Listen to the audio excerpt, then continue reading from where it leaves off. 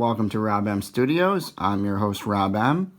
It is We Play Wednesday, and we are on the Learn the Redemption series about the Prophets expansion set from 1996.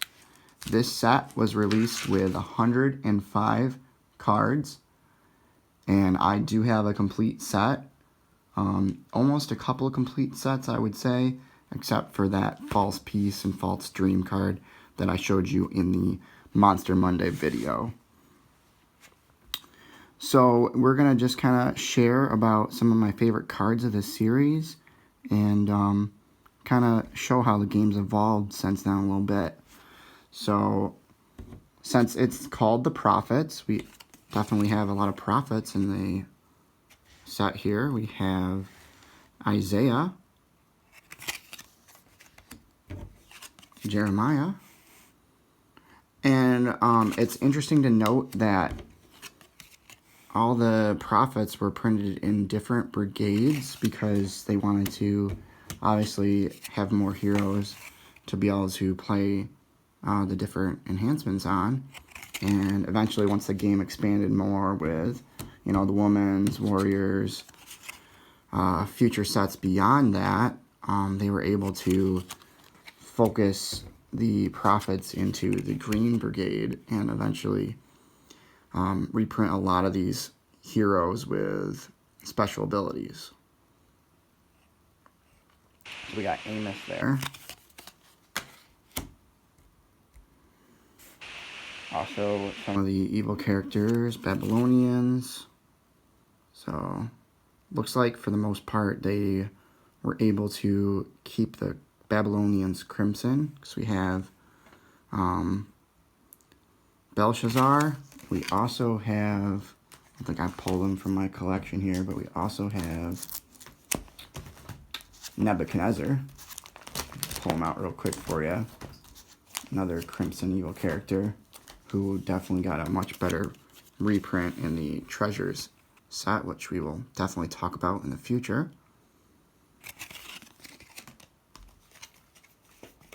One of the better cards of this set, which was kind of pretty powerful for a while, the Great Image. All opponents' heroes in play that are not in the field of battle at the end of this battle must be discarded.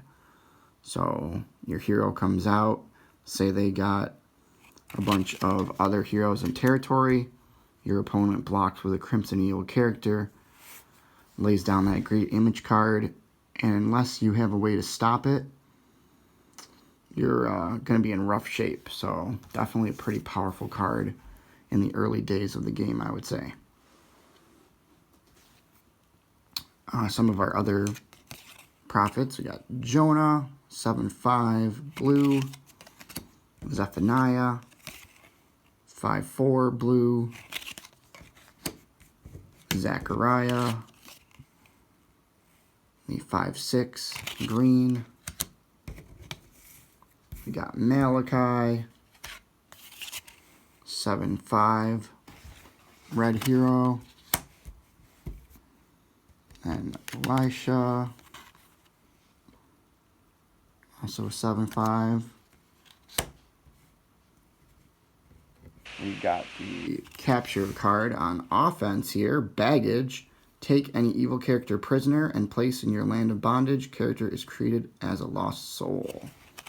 So I could be mistaken, but I believe all the capture cards were evil in the original set. I guess I would have to kind of go back through and double check that, but Baggage, a good enhancement to capture an evil character.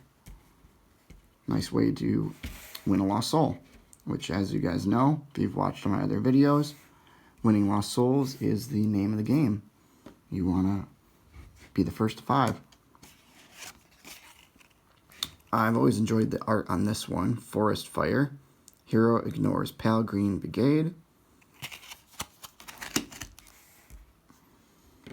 And then, of course, there was a lot of set-aside enhancements in order to get your heroes up to bigger numbers. A lot of battles came down to having the biggest numbers, so if you could set your hero aside in the beginning of your turn and then leave him there for a few turns. This one allows a hero to gain 1/1 for every turn hero mourns, or just hero being set aside. Some other nice defensive cards. Hunger. All heroes of one opponent decrease 6/6 for the remainder of turn. If result is 0 or less, discard hero. So, used to play that in my black defense. Might still be viable, but probably some better options as well these days. This is a pretty interesting card, Prince of Persia in the pale green. The Angel of the Lord has no effect on this card unless Daniel is in the field of battle. So, that's pretty cool. If you like to run brown, we got Dungeons of Malachi. Take any hero prisoner and place hero in your opponent's land of bondage. Hero is treated as a lost soul. So, I want to show you guys this. We got the good enhancement baggage. You're going to take evil character prisoner and place in your land of bondage, giving your opponent another lost soul to go after. Whereas Dungeons of Malachi, take any hero prisoner and place in your opponent's land of bondage. Hero is treated as lost soul. That's going to give you a lost soul to go after on your next turn. So that's pretty cool. Then we have Paul's Girdle. Return any hero to owner's hand. This is now called Bounce. Bounce a hero to owner's hand. And then we have the Highway card. Hero may withdraw from battle unharmed. All enhancement cards played may be returned to player's hand, except this one.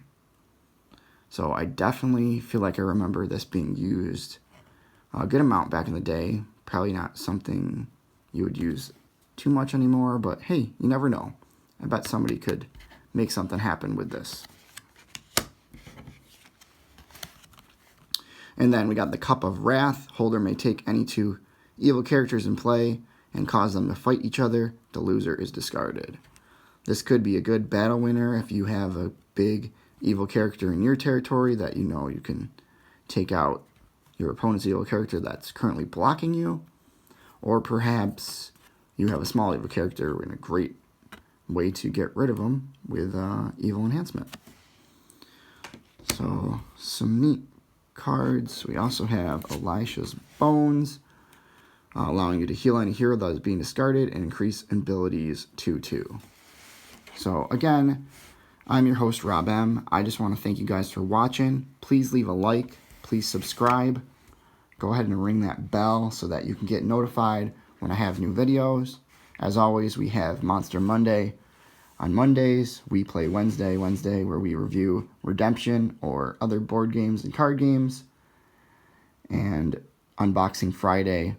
So stay tuned for Friday. We will be unboxing Profit Packs just to try to chase after some more false pieces or some other cards like Dungeon of Malachi. Always nice to have one of those.